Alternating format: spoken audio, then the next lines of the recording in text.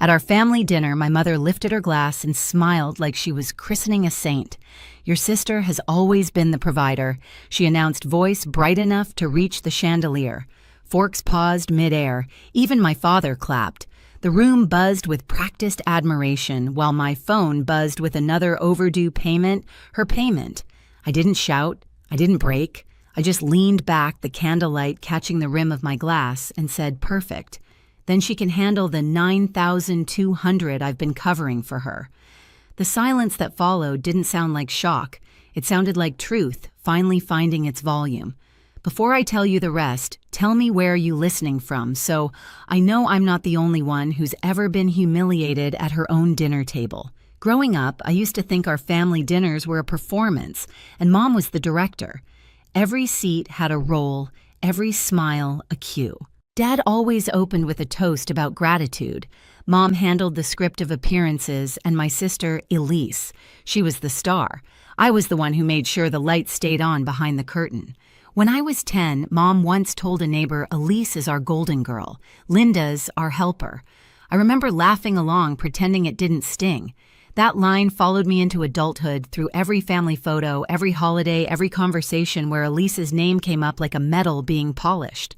Elise, my older sister by 3 years, has always known how to look like she's winning. In high school, she was the cheer captain. In college, the one who networked her way through semesters, she barely passed. She had that effortless charisma. People wanted to believe in her. I learned early that someone had to do the believing for both of us. Mom Diane Fisher worshipped that image. Her world revolved around perception, what people said at church, who got invited to whose charity gala, what photos made the annual Christmas card. To her, love looked like applause. And my father, Richard, the silent type, believed in keeping the peace at any cost. When things got tense, he'd clear his throat and quote something about family unity, as if words could glue the cracks. So when Elise's life started slipping, jobs, lost rent, late excuses multiplying, no one said a word. "She's figuring things out," Mom would say. "Everyone needs time." The problem was, I kept paying for her time. Literally. 6 months ago, she'd called me breathless from a parking lot saying her funds were frozen. Her bank made a mistake. Her card got blocked. "Just for a month, Linda. You're the only one I trust." I'd believed her, because that's what I do. I fixed things. I co-signed. I covered the payments. And while I was cutting back on groceries to make up for it, her feed was a montage of rooftop brunches and new beginnings. At work, my phone would buzz during meetings. Late fees alerts, interest climbing. I'd send her reminders, polite at first, then pleading. She'd reply with hearts, and "You're an angel." I told myself it wasn't malice, just irresponsibility. I told myself she'd make it right. Then the family dinner invitation came. Thursday night formal attire, special announcement. Mom said it like she was producing a show. I showed up out of habit, not hope. The house smelled like candles and control, rosemary, chicken, polished silver, and the faint sweetness of denial. When Dad raised his glass and declared Elise our provider, it wasn't a surprise. It was a ritual. A story they'd rehearsed so long they forgot it wasn't real.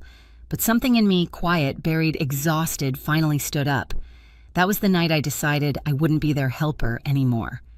The moment my father's words hit the table, "To Elise, our provider," something in me went very still. Everyone lifted their glasses on cue, faces glowing with polite admiration. Aunt Nora's rings clinked against her wine glass. Uncle Drew muttered "Hear, hear," like he was toasting a promotion. Elise smiled that perfect press-ready smile, the one that could charm a loan officer or a therapist in equal measure. I kept mine fixed and shallow, the kind that hides everything. The crystal rim of my glass tapped my tooth, a small sharp ping that echoed louder than the applause. Mom reached over and patted my hand. "You look tense, honey. Be happy for your sister. She's worked so hard." Worked? I thought of the bills stacked in my inbox, the statements marked past due, the nights I sat balancing numbers that weren't even mine. Elise had worked me harder than any job ever had. Across the table, Elise leaned in her perfume, sweet and heavy. "You've been quiet all night, Linda," she said softly, loud enough for everyone to hear. "You okay? Maybe you're just overwhelmed." That word. Overwhelmed. She'd used it before every time I tried to hold her accountable. It was her favorite dismissal, sweet poison wrapped in sympathy. I watched the candlelight tremble between us. "I'm fine," I said, my voice even, but my fingers tightened around the stem of the glass until I could feel the pulse in my hand. Dad cleared his throat again, always the judge restoring order. "Your sister's been a rock for this family," he said. "We're lucky to have someone so dependable." The irony almost made me laugh. Elise's gaze flickered, maybe sensing the shift. For once, she didn't control the room. My phone buzzed under the napkin, another reminder, minimum payment due. The sound might as well have been a countdown. The table buzzed with small talk, but all I could hear was the hum in my ears, the steady roar of blood and resentment. I thought of every apology I'd swallowed, every, "it's fine," I'd offered to keep peace that never included me. Then Dad lifted his glass again. To Elise, he said, smiling.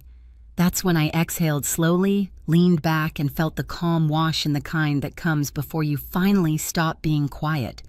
I remember the exact second it happened, the shift from silence to certainty. My heart wasn't racing. It had slowed steady and cold. The same way it feels when you realize the fire's not spreading anymore, it's burning clean. Dad's toast faded. Someone laughed softly, awkwardly, and Elise turned her smile toward me like a spotlight.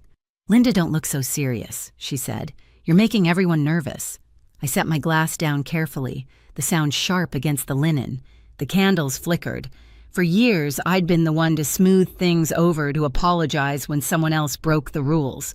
That night, I felt the last thread of that instinct snap. "Perfect," I said, my voice calm, almost detached. "Then she can handle the $9,200 I've been paying off for her." It landed like a thunderclap. The clinking stopped. Forks froze mid-air. Even the old radiator in the corner seemed to hold its breath. Mom blinked first. "Linda," she whispered, as if volume could erase the truth. "Sweetheart, that's not dinner conversation." Elise gave a short, nervous laugh. "What are you talking about?" I reached into my bag, pulled out a thick envelope, and placed it gently in the middle of the table. "These are the statements," I said. "Payments, receipts. Every charge you made that I covered so your credit wouldn't tank." Dad's face stiffened, the mask of control slipping. "You should have come to us privately," he said. "I did," I answered. "Twice. You said not to embarrass the family." A silence opened wide and heavy. Elise stared at the envelope like it was ticking. "You're exaggerating," she tried, voice trembling now. "I told you I'd fix it." I looked at her, not angry, not even sad, just done. "Then start." No one moved. The room smelled of rosemary and smoke, the good china gleaming like witnesses.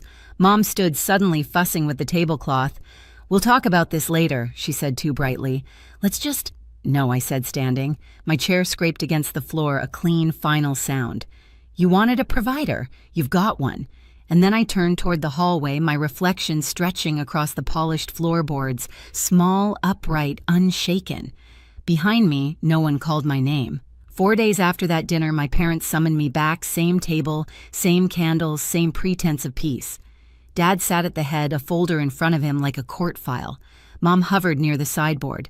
Elise leaned against the wall, scrolling her phone, pretending not to care. "Sit," Dad said. I did. The air smelled of wax and leftover roast. He slid a check toward me. 200 down to the cent. "We can settle this." I didn't move. "Settle is a polite word for hush." Mom sighed. "Linda, please. You embarrassed your sister. Let's be respectful."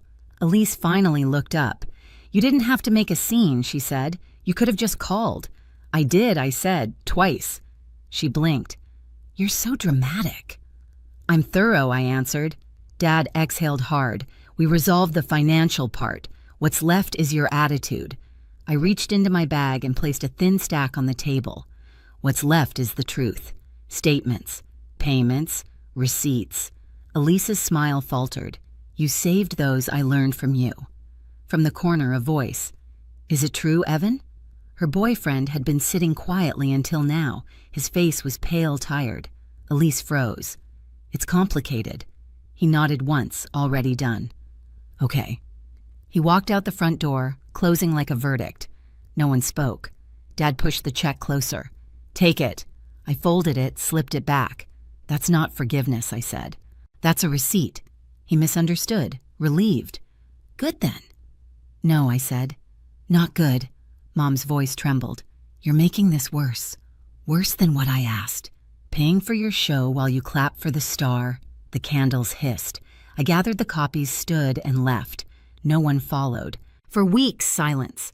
Fisher family silence means control everyone rewriting the story before it spreads. Then one night, a message blinked in my inbox. Subject high. I think your sister scammed me. Her name was Tara. She'd worked for Elise's so-called women in tech startup that never existed.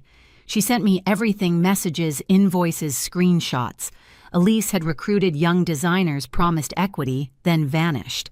I read until dawn, heart hammering, a strange, calm building underneath. 2 days later, Evan showed up again holding a small drive. She left this, he said. You'll want to see it. Inside was a spreadsheet titled Bridge Loans, a list of people, amounts, notes, family, friends, coworkers. Beside my name, Linda, $9 and $200, cleared, backstop. The word made my stomach turn. That night, I created a folder, sorted every record, and built a timeline. I wasn't planning revenge. I was documenting history. A week later, a local startup forum posted an anonymous article, The Founder Who Faked Empowerment. No names, but every detail screamed Elise. Replies flooded in. She did this to me, too. Screenshots, emails, pictures. The thread caught fire. Mom called, voice shaking. Tell me this isn't you. It's not, I said. But it's true. Then stop it. I can't. You won't. She snapped and hung up. By morning, Elise's potential employer released a statement offer, withdrawn, investigation ongoing. Dad showed up at my apartment that evening. Older, slumped. He held out an envelope. $15,000. To cover the rest. I didn't take it. Money isn't what I need, I said. Accountability is. He looked at the floor. I thought I was keeping the peace. No, I said quietly. You were keeping the performance. He nodded once, almost relieved to hear it spoken aloud. On Monday at 9 a.m., I pressed publish. The article was titled, The Golden Daughter Family Silence, A Sister's Lies, and the Cost We Paid. It was clean, factual, impossible to spin. The dinner, the debt, the fake company, the victims, the bridge loan file. I signed my name at the bottom and closed my laptop. Within an hour, it spread. By noon, 70,000 shares. Some people called me brave. Others called me cruel. I didn't read most of it. I just let the truth breathe. That evening, my parents' email arrived. We're deeply hurt by your decision to make private matters public. For now, it's best we end all contact. They were still writing scripts. They just didn't have an audience anymore. I sat by the window, city lights flickering below, and felt something I hadn't in years. Quiet, not forced, not fearful. Just quiet that belonged to me. The story was out there. The performance was over. The morning after the article went live, the world felt unnervingly normal. Same coffee smell, same traffic hum outside my window, but underneath everything had shifted. For once, I didn't wake up checking due dates or family group chats. The air in my apartment felt wider, lighter. By noon, the headlines had changed from gossip to impact. Women who'd worked with Elise came forward publicly, confirming every detail. Her name trended beside words like fraud and exploitation. My inbox filled with messages, not hate, but gratitude. Thank you for saying what we couldn't, one wrote. You just saved someone else. Mom called again, voice cracked thin. She's broken Linda. She can't leave the house. She's facing consequences, I said. That's not the same as being broken. She's still your sister. I know, I whispered, and that's what makes it hurt. There was silence, then the sound of her quiet crying. I didn't hang up. I just let it exist between us, the weight, the grief, the cost of truth. That evening, I drove past their house. The porch light was off for once. No dinner chatter, no glow from the dining room where everything had unraveled. I didn't stop. I just looked through the windshield at the windows that used to frame my family's perfect picture and saw what I'd never seen before, peace in absence. When I got home, I opened my laptop.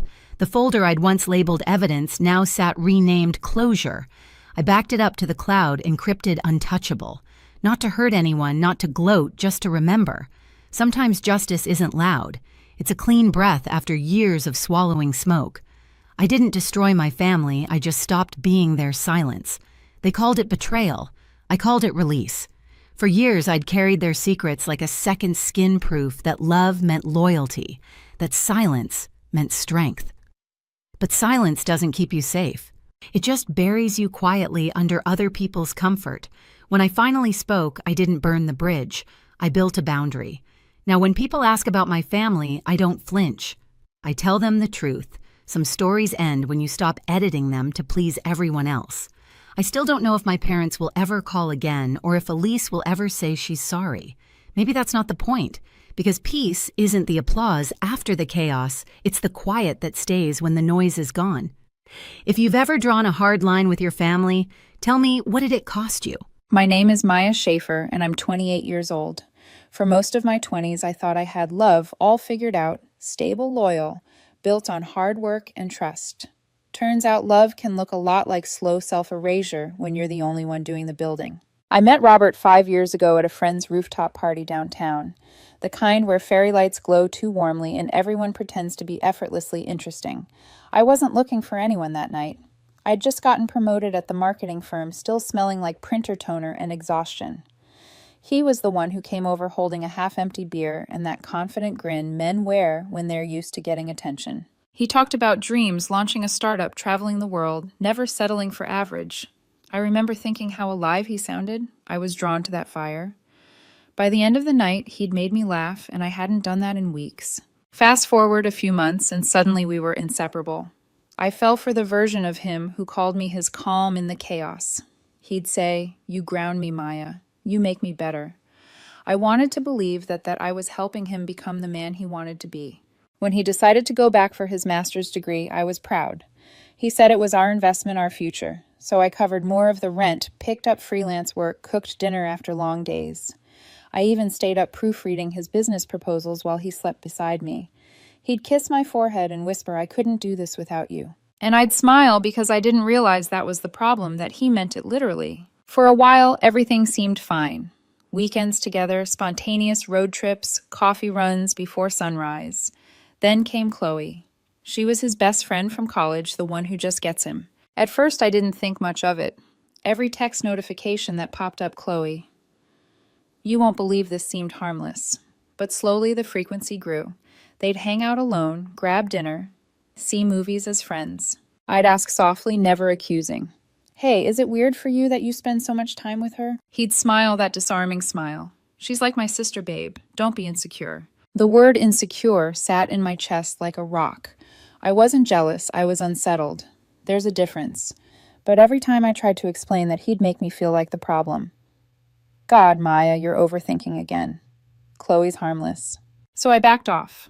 Told myself love means trust, that I wasn't going to be one of those women who checks phones or sets boundaries that sound like rules. But still small cracks began to form. Little things like when he'd cancel dinner plans because Chloe needed to talk, or when I'd hear him laugh harder on the phone with her than he ever did with me. One night we were lying on the couch watching a movie. His phone buzzed. He glanced at it, smiled, and started typing. I asked teasingly Chloe again. He looked up with a smirk. "You jealous?" "No," I said, but it came out too quickly. He chuckled, locking the screen. "Relax. You're the only one I love." And maybe that was true in his mind. But love shouldn't have to come with a disclaimer. Later, as he fell asleep beside me, I stared at the glow of his phone screen lighting the nightstand. Notifications kept coming, one after another. I turned away, pretending I didn't care. A few days later, I was scrolling through his Instagram, nothing snoopy, just casual when I saw it. A photo of him and Chloe at some bar, arms around each other, faces close, both laughing. Caption, "Best nights with my favorite person." Had I BFF goals. The comments made my stomach twist. "You two are adorable couple goals." Wait, where's Maya? He hadn't tagged me. He hadn't even mentioned me. I told myself it didn't mean anything that people post carelessly, but a quiet part of me, the part that still remembered how his tone changed when he talked to her, whispered that I was lying to myself. That night, I tried to bring it up gently. "Hey, about that post with Chloe." He didn't even look up from his laptop. "What about it?" It just felt, I don't know, weird. The caption, the way people commented. He sighed dramatically, shutting his laptop. Maya, I can't keep doing this. Every time I talk to her, you act like I'm committing a crime. I need you to trust me. I do trust you, I said quietly. I just wish you saw how this looks from my side. He got up, grabbed his jacket. You know what, I'm going for a drive. You need to chill. The door slammed. I sat on the couch, staring at the reflection of the empty doorway. My dinner had gone cold. In the silence, I thought about the promises we made, about all the ways I'd built my life around someone who still acted like he was single. Love, I realize, can sometimes sound like compromise, but feel like self-erasure. That night I couldn't sleep. I opened my journal, something I hadn't done in months, and wrote, if he ever had to choose between my peace and her excitement, I know which one he'd pick. I didn't know then how right I was. The next morning, I woke to the sound of the shower running. Robert's phone buzzed again. Chloe's name flashing on the screen. I turned it face down and walked away. At work later that week, I saw another post. Same bar, same arm around her, same caption, just different night. My fingers hovered over the unfollow button, but instead I put my phone down. Not because I didn't care, but because caring had started to hurt. I told myself maybe all couples hit this phase, the dull ache, the silence. Maybe things would smooth out after his exams. But deep down, I knew something was already cracking, something I couldn't patch with trust alone. Still, I stayed. Because love, as I'd learned, isn't always about being happy. Sometimes it's about waiting for the other person to notice you're fading. And Robert, he never noticed. Not when I stopped cooking dinner. Not when I stopped waiting up for him. Not when I started sleeping with my back turned. Because the truth is, when someone's already halfway out the door emotionally, you'll feel the draft long before they leave. I remember the moment everything shifted. It was late one night, and I'd finished work early. I decided to stop by his favorite bar, the one he said he only went to with the guys. I saw him through the window before I even stepped inside. He was at a corner booth, laughing head tilted, that same unguarded joy I hadn't seen in months. Across from him sat Chloe. She reached over, touched his hand. He didn't pull away. I didn't go in. I didn't make a scene. I just stood there in the rain, watching the reflection of their smiles blur against the glass. When I finally walked home, my heels clicking against the wet pavement, I felt something inside me settle. Not anger, not heartbreak, just quiet understanding. He'd already made his choice. He just didn't have the courage to say it yet. It happened 3 weeks later. By then, I'd convinced myself that I was overreacting, that maybe what I saw that night was just a moment taken out of context. That's what people in love do, right? They rationalize the red flags until they're white enough to ignore. Robert had been distant but polite. We still shared breakfast, still exchanged goodnight kisses that felt rehearsed. He said he was stressed about work and needed time to think. I wanted to believe that meant about us. So I tried to lighten things up. He'd been talking about wanting to get away, so I surprised him. 2 tickets to a weekend music festival out of town, the one he'd mentioned months ago. I even got a hotel booked near the venue, small but cozy. When I told him, he smiled but didn't meet my eyes. That's thoughtful, he said slowly. But I can't. Chloe's going through something, and she asked me to go hiking with her this weekend. I already promised. I froze. You promised? Yeah, it's been planned for weeks. That was a lie. 2 nights ago, he'd said he had no weekend plans. Still, I bit my tongue. You can't reschedule. He looked at me like I was being unreasonable. She's my friend Maya. It's just a hike. Don't make it weird. I nodded and smiled. That brittle practice smile you wear when you're trying not to break in front of someone who stopped seeing you long ago. Have fun, I said quietly. That Saturday, I watched his car disappear down the street, music playing loud, window cracked open. He didn't text me once that day. But later that night, my phone lit up. Notification, Chloe posted a story. Curiosity 1. I opened it. A video of Robert laughing, standing on a rocky cliff at sunset, arm around her shoulders. Her voice in the background. We made it to the top, just us two. Just us two. My thumb trembled. The comments poured in. Cute couple, you two look perfect together. Her reply, a heart emoji. I stared at the screen until it dimmed. Then I turned off my phone and sat in silence, feeling my heartbeat thud against my ribs. That night I couldn't sleep. I replayed every conversation, every reassurance. The way he'd said you're being insecure.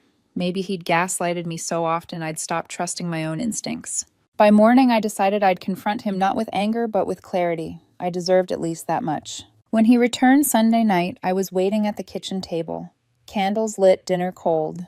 I wanted to stay calm. No screaming, no accusations, just truth. He came in humming, tossing his keys onto the counter, scrolling through his phone. Probably texting her. "Hey," I said. My voice was steady, but my hands trembled under the table. "Can we talk?" He looked up briefly. "Now I'm tired. It's important." He sighed and dropped onto the chair across from me. "Okay, what is it this time?" I turned the laptop toward him. The email was open, his flight confirmation. 2 tickets, 1 hotel suite. Names Robert Matthews and Chloe Ellis. Destination Coral Bay Resort. His face went blank, then hard. "What's this?" I asked softly. He leaned back in his chair. "You went through my email. It popped up on our shared calendar." I paused. "You told me you were going on a guys' trip. So, who are the guys?" He exhaled sharply, like he was the one being wronged. "It's not what it looks like, Maya." "Then explain it." He rubbed his temples. "Chloe had miles to use. The girls who were supposed to come with her canceled, so she asked me." "It's just a beach trip. You're reading too much into it." "A beach resort," I said quietly. "A couple's suite," he scoffed. "It's just what was available." "God, you're always twisting everything into drama." "Robert," I whispered, "why lie?" That broke his composure. He stood up, pacing. "I didn't lie. I just didn't tell you because you'd react exactly like this. Always suspicious, always paranoid. You make me feel trapped." I stared at him, feeling my pulse in my throat. Trapped. Yeah. You've become predictable, controlling. Everything has to be your way, your schedule, your rules. Chloe makes me feel alive again. She doesn't smother me with guilt. The room fell silent except for the low hum of the refrigerator. "So you're saying I ask slowly that you're not happy here?" He shrugged. "Not really. I need to breathe. I can't keep pretending this routine is enough." 5 years, Robert. My voice cracked. 5 years of building this life together. Was that all routine to you? He laughed bitterly. "You call this a life? We don't even have fun anymore. We're roommates with history." Chloe reminds me what it's like to feel something. Something in me snapped. Not in anger, in clarity. "So that's it," I said. "You've already replaced me." He turned away. "It's not like that. Chloe's helping me figure out what I want by taking you to a resort." He looked back at me, irritation in his eyes. "You wouldn't understand." For a long moment, I said nothing. I just looked at him, really looked. The man standing in front of me wasn't the same one I fell in love with. He was already gone emotionally halfway to another life, another woman. Finally, I spoke. "You're right. I don't understand. But I do know one thing. You don't need my permission to destroy what we built." He crossed his arms. "What's that supposed to mean?" "It means," I said quietly, "I'm done fighting for someone who doesn't want to stay." He blinked, unprepared for my calmness. "Maya, don't make this a scene. I'm not. I'm giving you what you wanted, freedom." He laughed mockingly. "You'll regret this." Maybe, I said. But I'd rather regret walking away than regret staying with someone who makes me feel invisible. The silence stretched between us like a chasm. He turned back to his phone, typing something quickly, maybe to her. I watched the glow of the screen light up his face, and for the first time I didn't feel pain, just emptiness. When he finally went to bed, I sat alone in the kitchen. The candle had burned out, the wax pooling in soft folds. I traced the edge of the plate where his untouched dinner sat and whispered to the empty room, "You don't need my permission, Robert, but don't expect my forgiveness either." I stood up, blew out the last flicker of flame, and walked to the bedroom. He was already asleep, back turned to me, peaceful, as if nothing had happened. I packed a small bag, just clothes for a few days, and placed it by the door. I didn't plan to leave that night. Not yet. I just wanted to be ready when the moment came. As I crawled into bed beside him, I felt the distance like a wall. The man breathing steadily next to me was a stranger, and I realized I didn't even want to reach for him anymore. When the morning light crept through the blinds, I lay awake and listened to the quiet rhythm of his breathing. That was the last morning I ever woke up next to him. The next evening, I came home to find the apartment dark and quiet. Robert's shoes were gone, his jacket missing from the hook. A note on the counter read, "Don't wait up. Meeting Chloe for dinner." I remember standing there, holding that slip of paper, feeling an odd calm wash over me. It wasn't anger anymore, it was finality. The kind that settles deep in your bones. When you realize something's already dead, you've just been keeping it on life support. I didn't cry. I didn't even text him. Instead, I turned on the lamp, sat at the kitchen table, and opened my laptop. Bank account. separate, streaming subscriptions, canceled, lease agreement, reviewed the clause about early termination. For once, I wasn't reacting emotionally. I was planning. That night, I packed methodically. Clothes, toiletries, the coffee maker, because that was mine, bought with my first paycheck, a small box of books. I left everything else. No rage, no vengeance, just detachment. When I finished, I wrote a short note in my neatest handwriting and placed it where his would be impossible to miss. You're right. You don't need my permission. The apartment's yours. Good luck. That was it. No drama, no explanations. The next morning, before the sun came up, I loaded my car and drove away. The city was quiet at dawn, that in-between hour when everything feels suspended. I passed the coffee shop where we used to stop every Sunday, the park where he first told me he loved me. Each landmark felt smaller now, stripped of its meaning. I didn't go far, just across town to my friend Sophie's place. She'd offered me her guest room weeks ago, when she noticed how distant I'd become. When she opened the door and saw the bags in my hands, she didn't ask questions. She just pulled me into a hug. Finally, she whispered. For the first few days, I moved like a ghost. Ate when I remembered. Slept in fragments. Every sound felt too loud, a door closing, a phone buzzing, laughter from another room. But then something unexpected happened. The silence started to feel freeing. I made coffee just the way I liked it, strong, no sugar. I started running again at sunrise, earbuds in the world, still half asleep. I signed up for an online course I'd been putting off for years. The emptiness that used to scare me now felt like space to breathe, to rebuild. Still some nights I'd catch myself checking my phone, wondering if he'd noticed I was gone. He didn't call, not once. But then a week later, Sarah, a mutual friend, texted me, "Hey, are you okay? Robert's back from the trip. Things sound bad." I stared at the message for a long time, then typed back, "I'm fine. What happened?" Her reply came fast. Long story short, the vacation was a disaster. He and Chloe fought nonstop. She ended up leaving early. I didn't ask for details. I didn't need to. Karma has a way of writing its own script. That night I journaled again. Sometimes peace doesn't come when things are fixed.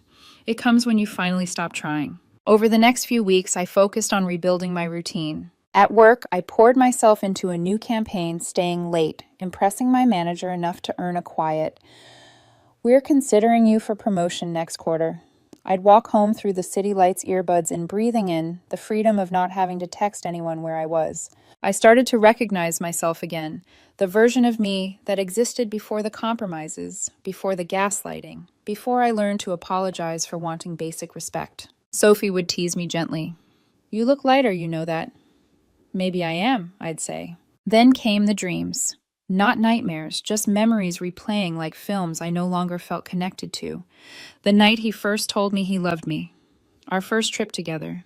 The night we stayed up planning our future. All those scenes now felt like they belonged to someone else's life. 2 weeks later, I went out with some coworkers to celebrate the end of a big project. I laughed so hard that night my cheeks hurt, something I hadn't done in months. When I got home, I saw his name on my phone screen for the first time since I'd left. Robert. My chest tightened. I didn't pick up. He didn't leave a voicemail.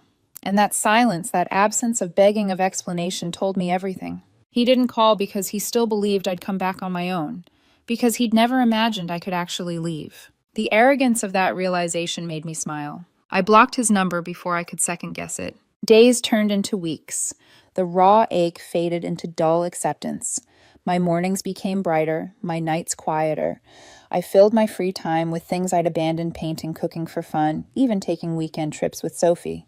And yet sometimes when I least expected it, the grief returned, sharp and sudden.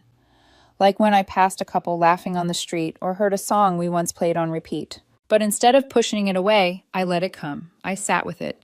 Because healing isn't forgetting, it's remembering without breaking. Then one morning I got another text from Sarah. "You won't believe this. Chloe's blocked Robert on everything. Apparently he tried to flirt with one of her friends during the trip. She posted some cryptic quote about betrayal looking like friendship." I read it twice, then put my phone down. There was no satisfaction, only quiet closure. Later that day, I stopped by my favorite cafe. The barista recognized me. "Haven't seen you in a while," she said, smiling. "Yeah," I replied, returning the smile. "Been catching up on life." It felt strange how peaceful it was to speak the truth out loud. That night, as I stood by the window watching the rain fall, I thought about Robert again. Not the man he was, but the lesson he left behind. Sometimes people teach you how to love better by showing you what love is not. And as thunder rumbled softly in the distance, I whispered to the empty room, "Thank you for leaving when you did. You just didn't know it saved me." By the time the month ended, I no longer woke up reaching for a ghost. The quiet that once haunted me had turned into something sacred, a calm rhythm I didn't realize I'd missed. Then one morning while making coffee, my phone buzzed again. "Sarah, you might want to hear this." I hesitated before opening it. Her next message came with a screenshot Chloe's social media post public for everyone to see. "When someone shows you who they are, believe them the first time. Lesson learned." The comments below were relentless. "Wait, are you talking about Robert? Did he cheat on you too?" The story unfolded faster than I expected.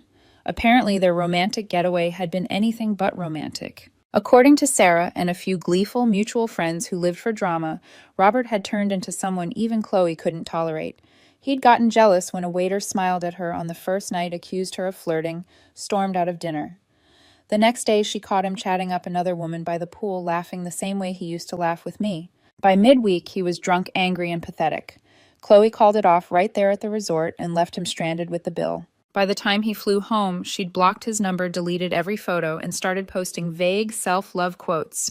Robert predictably came back to an empty apartment, half his things gone, half his pride shattered. Sarah told me he panicked. Apparently he called the cops thinking the place was robbed, then realized, "You just took your stuff." I couldn't help it, I laughed. Not cruelly, just softly. That kind of poetic justice doesn't come often. But I didn't gloat, I didn't reach out, I didn't need to. Because karma had already sent him the message I never had to write. Over the next few weeks, word spread. Mutual friends stopped defending him. Some even messaged me privately. One said, "I'm sorry, Maya. We should have seen it. He used to brag about how loyal you were. Guess he wanted to see how far he could push that." I didn't reply. There was nothing left to say. Meanwhile, my own life began to bloom in quiet ways. At work, my focus sharpened. I landed that promotion my manager hinted at campaign director. The first day in my new office, I sat by the window with a cup of coffee and realized I'd once made myself small so Robert could feel big. Now I was done shrinking. Sophie noticed it too. "You've got that glow," she teased one night over wine, like someone who stopped apologizing for existing. I smiled. Maybe I just remembered who I am. Still, the universe has a wicked sense of humor. 2 months after my promotion, my phone buzzed with an email notification. "Subject: we need to talk." From Robert Matthews. I stared at it for a long time. I shouldn't have opened it, but curiosity is a stubborn thing. "Hey, I know you're mad, but this is ridiculous. The apartment's a mess without you. The trip with Chloe was a mistake. Nothing happened. I just needed space and it got out of hand. Can we meet? I miss you. I miss our routines." Routines. That's what he missed, not me. I closed the email and pressed delete. No response. A week later came another. "Please, Maya, let's talk. I'm sorry. I'll do anything." Then came the texts from numbers I didn't recognize, burner apps probably. "You can't just vanish like this. I know you still love me. We can fix this." I ignored them all. But it didn't stop there. One evening while walking home, my phone rang again, a number I didn't know. I answered before I could think. "Maya, it's Linda Roberts' mom." My chest tightened. "Mrs. Matthews, She didn't let me finish. "I don't know what's going on between you two, but Robert's miserable. He says you just left. You broke him, dear." Broke him. The irony nearly made me laugh. "Mrs. Matthews," I said gently, "I didn't break him. I just stopped pretending he wasn't already broken." And before she could scold me further, I ended the call. 2 days later, another number popped up, LinkedIn notification. A message from Chloe Ellis. "Hey, I know you don't owe me anything, but I just wanted to say you were right about him. I'm sorry if I ever made you feel small. He's not who I thought he was." I read it twice, then a third time, then deleted it without replying. Apologies mean little when they come from the same people who helped bury you. After that, the noise finally stopped. No more calls, no emails, just silence. And in that silence, I built something new. I started journaling more, not about the past, but the future. I bought a new camera and began taking weekend photography trips. I met new people, colleagues, friends of friends who didn't know me as Robert's girlfriend, just Maya. It was liberating. 3 months after I left, I walked into the same cafe where Robert and I had our first date. The barista recognized me. "Haven't seen you two in a while." I smiled. "It's just me now." She nodded knowingly. "You seem happier." I was. Later that night, I ran into Sarah again. She couldn't wait to tell me the latest. Apparently, Robert's spiral hadn't stopped. He'd missed deadlines, gotten demoted, even moved back with his parents temporarily. Guess he finally learned what it's like to be bored and safe, she joked. I didn't laugh. I just sipped my coffee and said, he learned what it's like to lose something real. Because that's the thing about betrayal, it doesn't just destroy relationships. It exposes people to themselves. And sometimes that's punishment enough. That night I opened my journal and wrote, the opposite of love isn't hate, it's peace. Then I closed it, turned off the lamp, and slept soundly for the first time in years. It was almost 3 months later when he finally showed up. Not digitally this time, not through another guilt-drenched email or a borrowed phone number.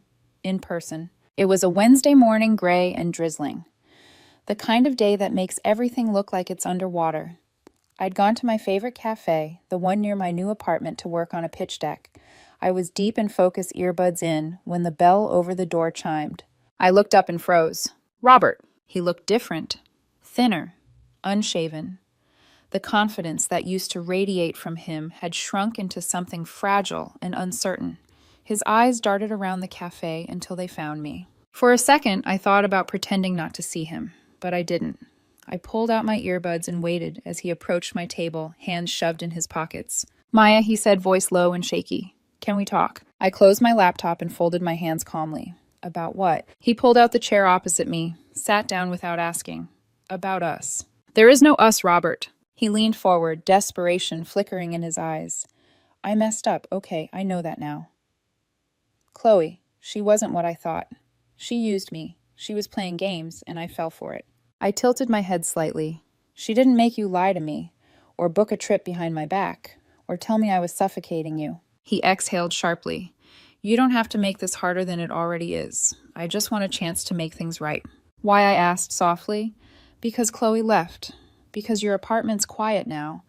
Or because I stopped being the safety net you thought would always be there. His jaw clenched. Don't twist this. I'm not, I said. I'm just reminding you of what you taught me. I don't need your permission to move on. He sat back, shaking his head. You're colder than I remember. No, I said. I'm just not your caretaker anymore. He looked at me. Really looked, and I could see the recognition dawning on him, the truth he hadn't wanted to face. I wasn't the woman he left behind. I'd outgrown the space he once kept me in. You can't just erase everything we had, he said finally, voice breaking. I'm not erasing it, I replied. I'm learning from it. He stared at me, eyes glassy. You loved me. I did, I said quietly. And you taught me what happens when love only flows one way. He laughed bitterly. So that's it. You just get to walk away. No closure, no forgiveness. Closure isn't something you get from someone else, I said, standing up. It's something you give yourself. He reached out, hand grazing my wrist.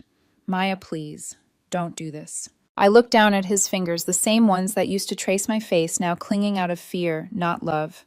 Goodbye, Robert. I walked out before he could say another word.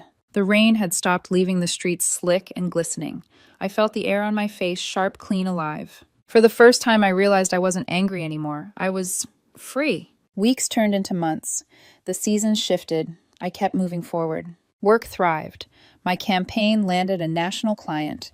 I traveled to a conference in Singapore, stood on stage, speaking about creative leadership, and for once I didn't think about who was proud of me. I was proud of me. Somewhere along the way, I met Ethan. He wasn't loud or flashy like Robert. He didn't make grand speeches about freedom or passion. He just showed up, steady, kind, and real. Our connection wasn't instant fireworks. It was warmth that grew steadily like sunrise breaking through fog. When he listened, he actually heard me. When he touched my hand, it wasn't to keep me from leaving. It was to remind me I didn't have to run. Then came Sarah's wedding. A soft September evening at a garden venue strung with golden lights. I went with Ethan. We'd been seeing each other for a few months, quietly, steadily. I didn't expect Robert to be there, but of course he was. Our friend circles overlapped, and fate, as always, loves symmetry. I spotted him near the bar, alone nursing a drink. His posture was heavier, his clothes wrinkled, a man who'd been carrying too many regrets for too long. Our eyes met. For a split second, I saw the flicker of recognition, then something like disbelief. Because I wasn't the same woman who'd once begged for his honesty. I was laughing, my hair pinned up Ethan's hand, resting easily on my back. I looked happy. Robert approached later, right as the band began playing something slow. Hey, he said softly. You look amazing. Thanks, I said. How have you been? He chuckled, self-deprecating. Surviving. Been in therapy, trying to get my life together. That's good, I said. I hope it's helping. He nodded, hesitating. I realize now I took you for granted. You were the best thing that ever happened to me, and I threw it away. I looked at him for a long moment. You didn't throw me away, Robert. You just showed me where I didn't belong. He swallowed hard. I still think about you, every day. I used to think about you too, I said gently, until one day I didn't. He glanced past me, eyes catching on Ethan waiting patiently nearby. His shoulders tensed. So that's him. Yes, I said simply. That's him. He looked back at me, bitterness and longing wrestling behind his eyes. Does he make you happy? He doesn't have to, I said. I already am. That landed like a blade, silent, clean final. He tried one last time. Can't we at least talk for old time's sake? I shook my head, smiling softly. You said once you didn't need my permission to be happy, remember? Well, I don't need yours either. His mouth parted as if to reply, but no words came out. I walked away, my heels clicking against the cobblestone, and slipped my hand into Ethan's. He smiled, unaware of the storm behind me. As we danced under the golden lights, I caught a glimpse of Robert standing by the edge of the crowd, small alone, fading into the background. For once, I didn't feel pity. I felt peace. Because sometimes closure isn't a conversation. It's a moment when you realize the past has no power over your heartbeat anymore. The music from Sarah's wedding still echoed in my ears long after Ethan and I had driven home that night. I remember staring out the window of the car, watching the reflection of the streetlights blur against the rain-spotted glass. There was a time when endings made me ache, when I believed every goodbye needed to hurt to mean something. But that night I didn't feel pain, just completion. Ethan reached over, brushing his thumb against the back of my hand. You okay? He asked softly. I smiled. Yeah, I think I finally am. He didn't press for details. He didn't need to. There was something sacred about being with someone who didn't demand explanations for your healing. When we got home, I hung up my dress, took off my heels, and poured us 2 cups of tea. The apartment smelled like lavender and rain. Ethan leaned against the counter, watching me move around the kitchen with a quiet, curious smile. What? I asked, laughing. You seem lighter tonight, he said. Like you just let go of something. Maybe I did, I replied.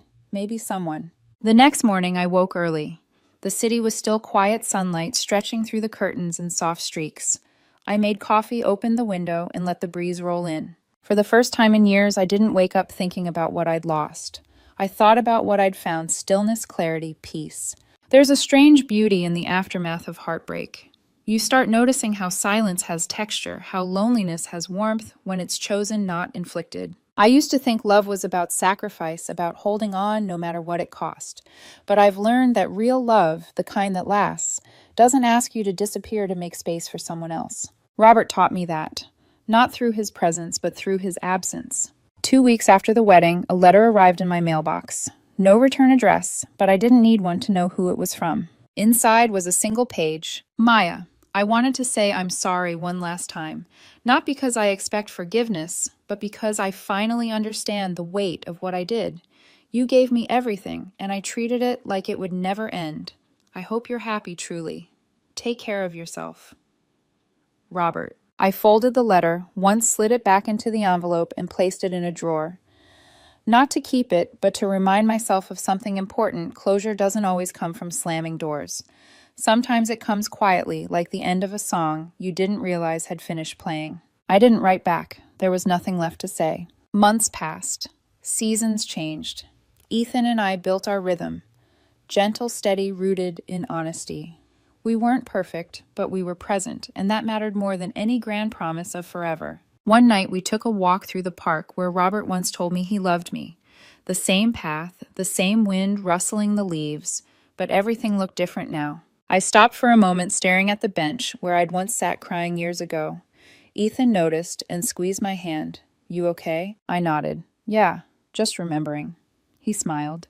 Good memories, necessary ones, I said. We stood there for a while, watching the city lights shimmer on the lake. I used to come here to think about everything I lost, I said quietly. Now I come here to thank everything I survived. Ethan leaned down and kissed my forehead.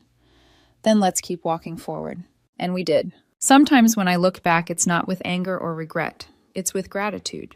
Because that heartbreak, that slow, humiliating unraveling, forced me to rebuild myself piece by piece until I recognized my reflection again. Robert once said he needed to find himself. Funny thing is, so did I. The difference is, I actually did. If there's one thing I've learned, it's this. You don't need anyone's permission to start over, not even your own. And maybe that's what freedom really is, the moment you stop waiting for closure. Stop rehearsing what you'd say if they came back and simply live. As I finish this story, I'm sitting by that same window, the morning light spilling across my coffee mug, the city alive below me. There's no grand twist, no revenge, no dramatic finale, just peace, the kind that comes when the storm finally spends itself. If you're listening to this wondering whether to let go, here's my advice. Don't wait for permission. Walk away while your heart still remembers how to heal. Because sometimes the most powerful thing you can ever say is nothing at all. My name is Lauren Marquez, 32 years old. If you had asked me a year ago, I would have said my life was stable, not extraordinary, not dramatic, but comfortably quiet. I lived with my boyfriend Daniel in a sunlit apartment that always smelled faintly of coffee and his cologne. We'd been together for 5 years. We had our routines, our inside jokes, our shared playlists that filled the silence between us. That night felt like any other Friday. I was sitting on the edge of the bed, clasping a simple gold bracelet around my wrist. Daniel stood in front of the mirror, fixing the collar of his shirt, the sound of traffic outside mixed with the faint jazz humming from our speaker. It was domestic, almost cinematic in its normalcy. Then he spoke. It was almost casual, too casual for the weight it carried. "Every time I see you," he said, adjusting his watch without looking at me, "I wonder if this is really the best I can do." At first I thought I misheard. The sentence floated in the air like smoke, absurd and shapeless. What I asked, waiting for him to laugh, to say it was sarcasm. But Daniel just glanced at me in the mirror, his tone flat. "Relax. It's just a thought I have sometimes." A thought he has sometimes. I smiled, or maybe I grimaced. I honestly couldn't tell. My heartbeat was in my ears, and suddenly everything around me felt staged, artificial. The framed photo of us in Santorini, the candle flickering on the nightstand, all props in a story I thought we were writing together. He grabbed his keys, checking his reflection again. "You ready to go? We're gonna be late." I didn't answer. I just followed him out like a ghost walking through the remnants of her own life. The party was a blur of laughter and light, the kind that forces you to smile even when your stomach is twisting. Daniel was magnetic as usual, shaking hands, telling stories. Everyone loved him.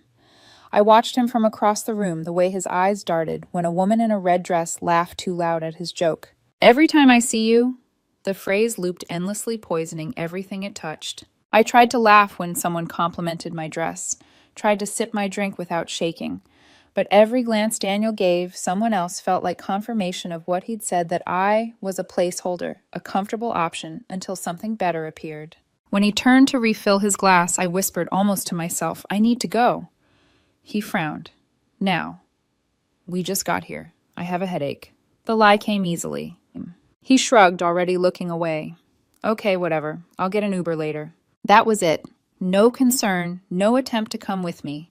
Just a dismissive flick of his hand before he returned to the crowd. I walked out alone, heels clicking against the marble floor, each step louder than the music fading behind me. The night air outside was cool and heavy. By the time I reached home, my hands were trembling, not from anger, but from a clarity I'd never felt before. It was the clarity that comes after a storm when everything broken finally lies still. Our apartment looked exactly as we'd left it an hour earlier, candles, unlit bed, neatly made. Except now it wasn't ours. It was a stage set after the final curtain. I opened the closet. The scent of his shirts, that warm, woody aftershave, made my stomach twist. I pulled down my suitcase from the top shelf and began to pack. I didn't cry. I didn't hesitate. I folded clothes with mechanical precision: jeans, sweaters, the worn t-shirt I loved sleeping in. I left behind the perfume he bought me for my birthday, the one he said finally made you smell sophisticated. In the kitchen, I paused at the counter, staring at the small stack of postcards we'd collected from trips together. Venice, Tokyo, New York, all the places we thought defined us. They didn't. They were souvenirs of a version of me that had accepted less than I deserved. I found a notepad and wrote a few lines, my pen gliding calmly across the paper. "Daniel, I heard you. You deserve to find the best. I won't stand in your way. Lauren." I placed my apartment key on top of the note. The soft click of metal on stone sounded final. As I stood at the door, Suitcase in hand, I took one last look at the room at the bed where we once whispered promises, at the vanity he'd built for me, at the framed photo, smiling back with lies. For the first time in 5 years, I realized I wasn't afraid of being alone. I was afraid of staying. The door closed behind me with a quiet thud. And just like that, the life I thought was mine ended, not with a fight, but with a sentence spoken too easily by a man who didn't know its cost. The first thing I noticed after leaving was the silence. Not the comfortable, sleepy kind that used to fill our Sunday mornings. This was sharper, like standing at the edge of an empty canyon and realizing the echo you're waiting for will never come back. I checked into a motel off the highway, the kind that pretends to be comforting with floral bedspreads and humming air conditioners. The man at the counter didn't even look up as he handed me the key. Room 107. Perfect. Anonymous. Inside, I dropped my bag on the carpet and sat on the bed. The mattress squeaked, the only sound in the world. I stared at the ceiling, the cheap paint bubbling slightly near the light fixture. My phone vibrated. Daniel. Are you seriously just gone? You're being so dramatic. My Uber's here. We need to talk when I get home. I stared at the message until the screen dimmed. Then I opened his contacts, scrolled to the bottom, and pressed block this caller. The confirmation popped up. Are you sure? Yes. For the first time that night, I smiled. The days after that bled together, motel coffee, long showers, staring at the beige curtains, while traffic roared outside. I thought I'd feel relief, or maybe grief.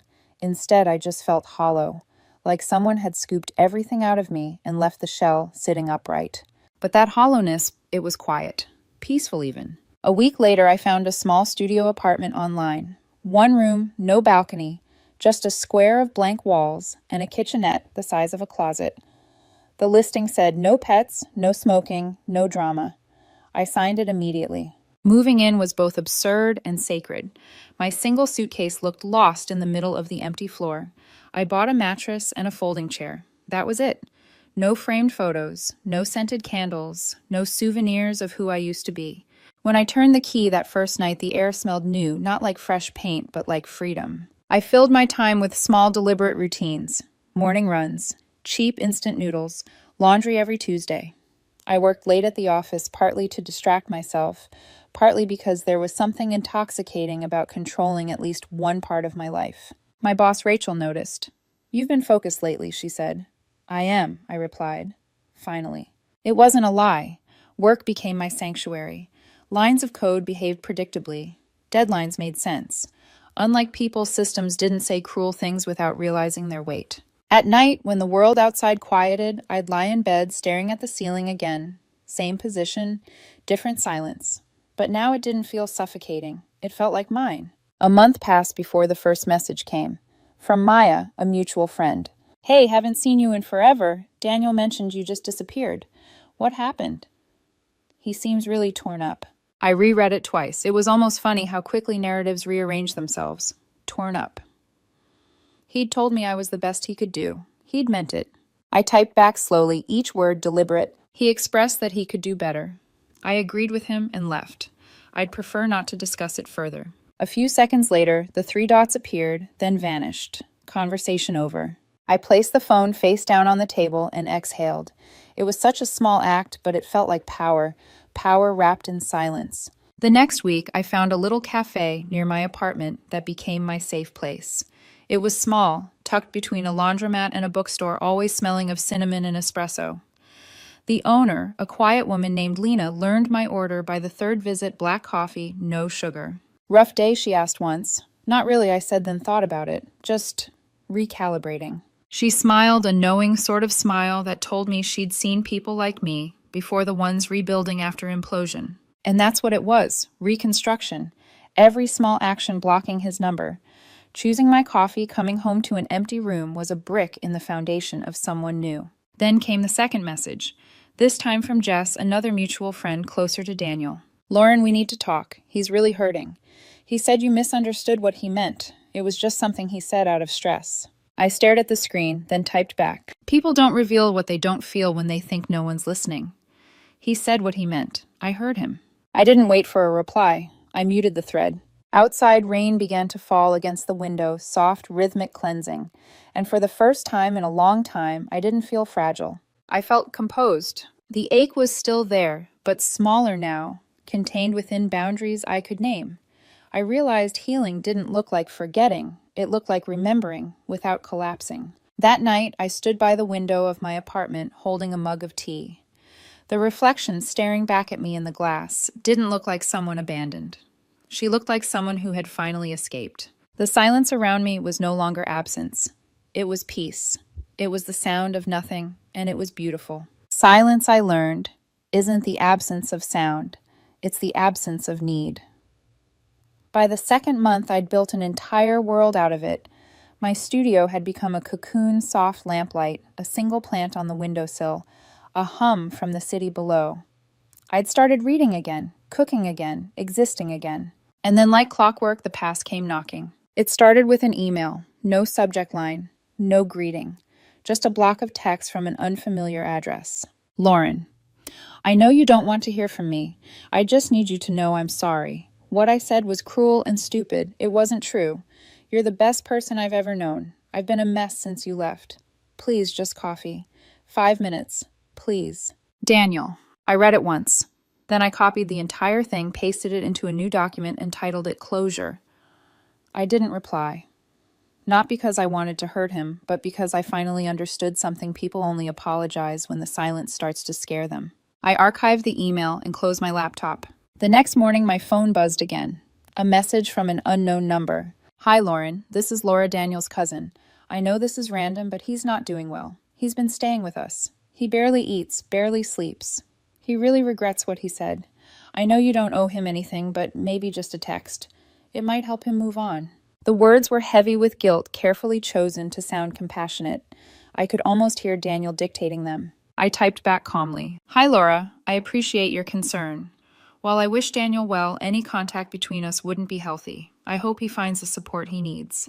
Then I blocked her number. The silence afterward felt sacred. But the world is small when pain is shared between two people. A few days later, Maya from work, the same friend who'd texted before, stopped by my desk at lunch. Hey, she said softly. Don't get mad, but I saw Daniel last weekend. He looked bad. He said he can't believe you just walked away. He's been going to therapy, apparently. I smiled faintly. Good.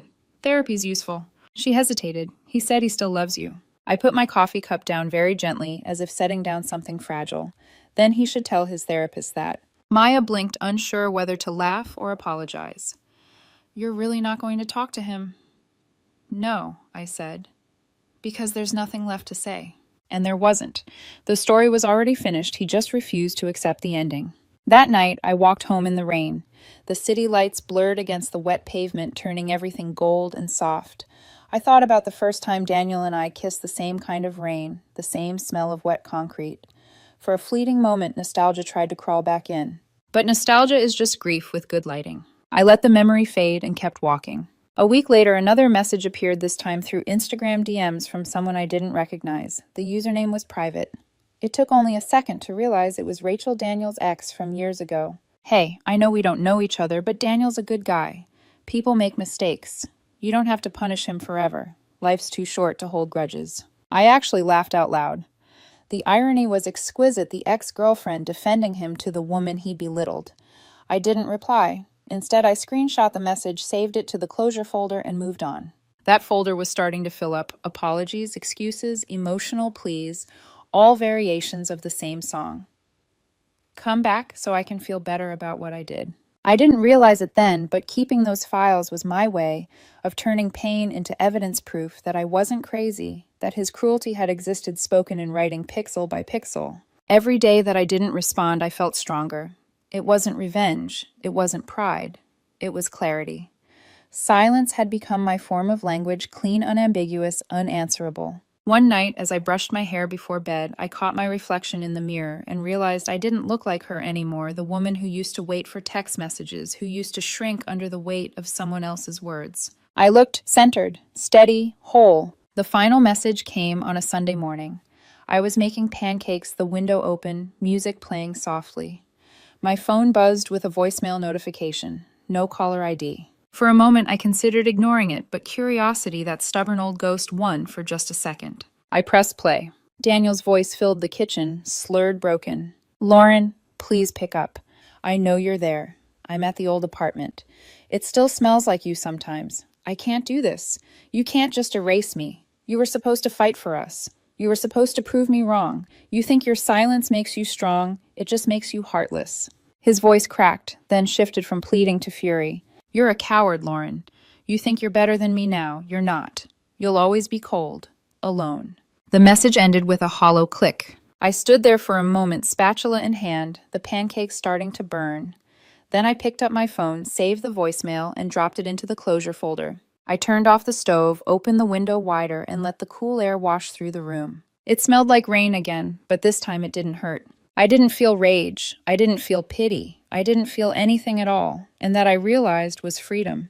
It's strange how peace feels at first. It doesn't arrive like light flooding into a dark room. It seeps in quietly when you stop begging the darkness to explain itself. After I listened to Daniel's voicemail, something inside me shifted. Not broken, not mended, just finally done. For years, I'd been holding on to the belief that love had to be painful to be real. But standing there in my kitchen watching smoke curl from a burnt pancake, I realized something else. Pain doesn't prove love. It only proves endurance. I spent the rest of that Sunday cleaning. Not as therapy, not in that cinematic cleansing way people talk about, but because it felt practical, honest. I scrubbed the floor, washed my sheets, threw out the perfume he'd bought me years ago. The bottle was half full, its scent still sharp and expensive. I poured it down the drain, watching the clear liquid spiral away. It felt symbolic, but also mercifully mundane. I had a life now, small, quiet, and fully mine. The following week at work, we launched a new campaign. My name was on the presentation slide in bold. When my manager introduced me to the client, he said Lauren is the reason this project exists. I smiled genuinely. I hadn't realized how good it felt to be seen for something I'd built myself. Later that day, I caught my reflection in the glass wall of the conference room. My posture was straighter, my eyes clearer. For the first time in years, I didn't look like someone waiting to be chosen. But the past has a way of testing its own exit. That evening, as I walked home, my phone buzzed again. Another email. This one longer. Subject line, please. Lauren, I know you've blocked me everywhere. This is the only way I could reach you. I just want to explain. I never meant to hurt you.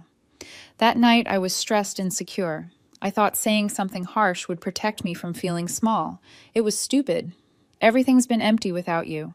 I'm trying to be better, I swear. I just need to see you once. I'll wait at our spot tomorrow after work. 5 minutes. That's all I'm asking. Daniel. I read it twice, not out of curiosity, but to measure how much it no longer affected me. Nothing moved. No nostalgia, no tremor of sympathy. I copied the message into the closure file and closed my laptop. There was something beautifully simple about being unmoved. The next day came and went. I didn't go to our spot. I didn't check if he was waiting. Instead, I went to yoga after work. The instructor spoke softly, her voice steady as we moved through each pose. Let the thoughts come, she said, but let them pass too. Don't chase them. As I lay on the mat during the final pose, eyes closed, I felt the ghost of Daniel's voice fade somewhere far in the distance, like a train leaving a station I'd already left behind. When I walked out, the sky was dusky gold, the kind of color that feels like forgiveness. A few weeks later, a message arrived from Rachel Yes, that Rachel, the ex-girlfriend who'd once reached out to me on social media. Hey Lauren, I heard Daniel's leaving town. Said he's starting over. Just thought you'd want to know. He still talks about you a lot. He's really changed. I didn't reply. Some stories don't need epilogues, they just need distance. I archived her message with the rest, then opened a new document. For the first time, not to store evidence, but to write something for myself.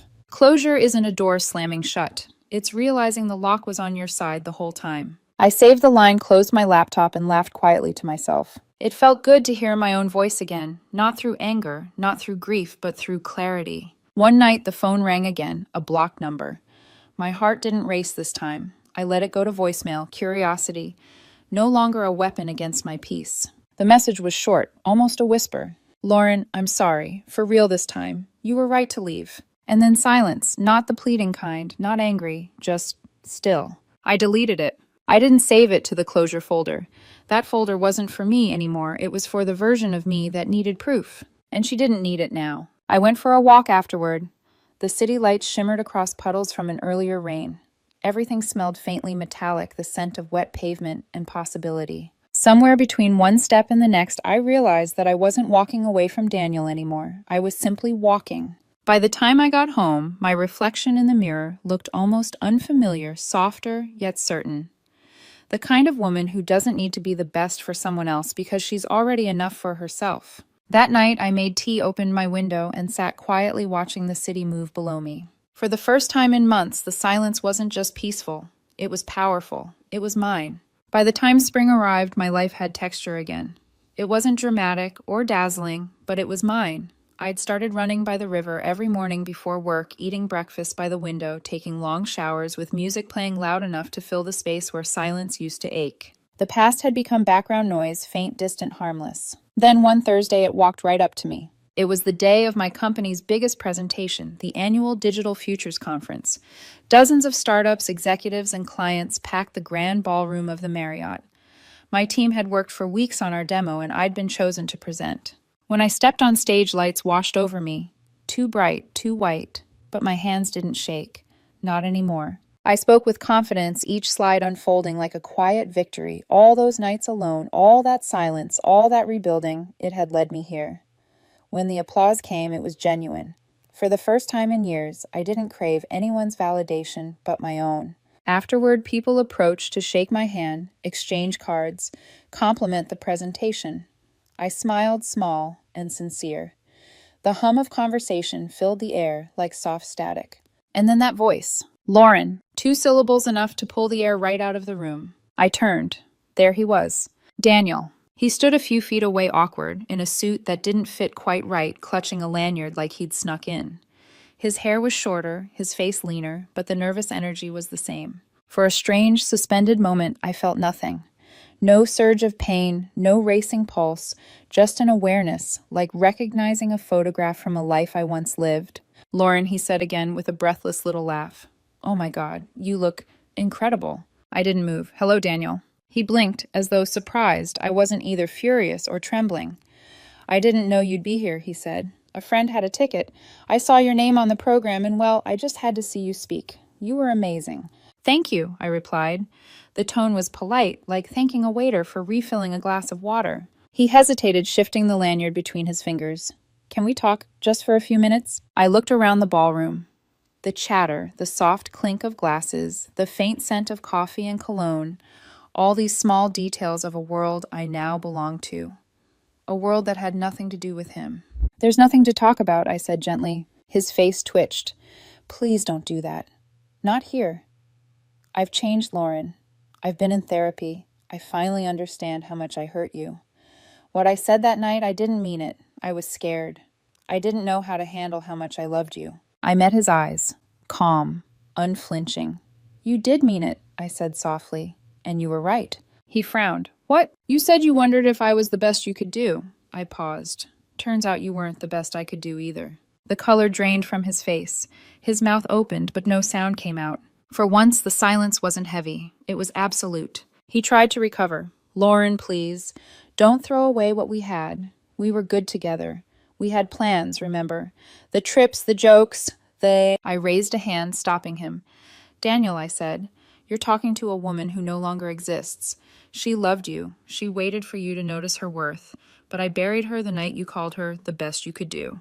A murmur passed through nearby tables.